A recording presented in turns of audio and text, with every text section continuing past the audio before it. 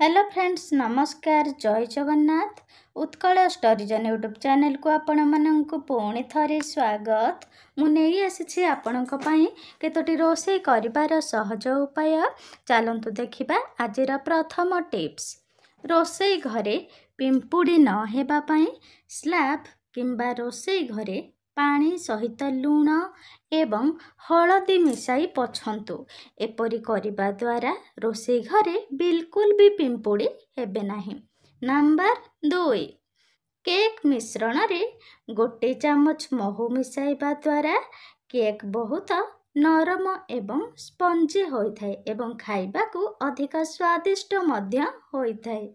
3 जदि आपण घरे पनीर तैयारी करूछंती तो ताहेले पनीर तैयारी करिबा समय रे फिटिकिरी मिसाइबा द्वारा पनीर बहुत भल भाबरे तैयारी होइथाय। ता सहित 3 रु 4 दिन पर्यंत पनीर बिल्कुल भी खराब होई न थाय।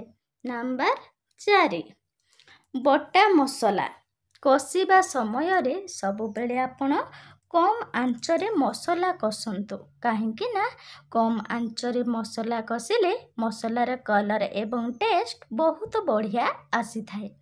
नेक्स्ट जदि आपण जे कोनोसी तरकारी तैयारी करूछंती तो सेथिरे किछि बादाम ग्राइंडिंग करिकि मिसांतु। एहा द्वारा तरकारी गाढ़ा हेबा सहित तार टेस्ट मध्य आहुरी अधिक बढ़ी जाई थाए। एमिति नुआ नुआ रोषे टिप्स विषय रे अधिक जानिबा पाए मोर चैनल को प्लीज सब्सक्राइब करी पाखरे थिबा बेल नोटिफिकेशन ऑन करी रखंतु। नेक्स्ट पालक परोटा तैयारी करूथिले तो सेथिरे अदा रसुण पेस्ट निहाती मिसांतु। एहा द्वारा पालक परोटार टेस्ट 2 गुण अधिक बढ़ी जाई थाए। ता सहित पालक सागरे vitamin A vitamin C vitamin K एवं विटामिन B9 अधिक मात्रा रे मिली थाए। एहा व्यतीत पालक सागरे आयरन पोटासियम एवं मैग्नेशियम मध्य मिली थाए। नेक्स्ट मुग डालीर पांपड़ तैयारी करूथिले सेथिरे गोलमरीच को हल्का गुंड करिकी पांपड़ प्रस्तुत करंतु।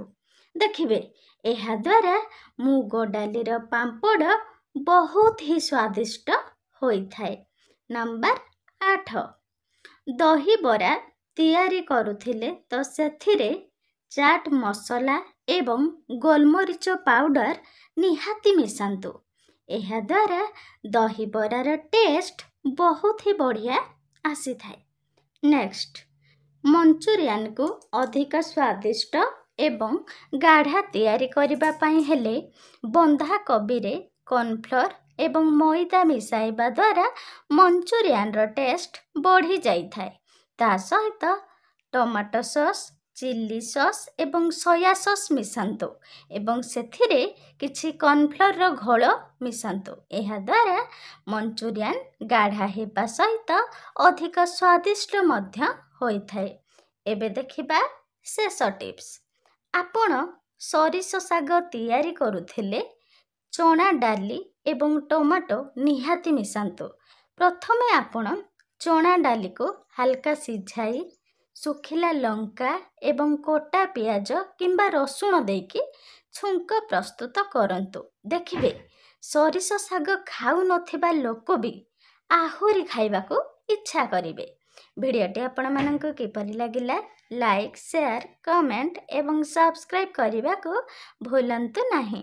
धन्यवाद। जय जगन्नाथ।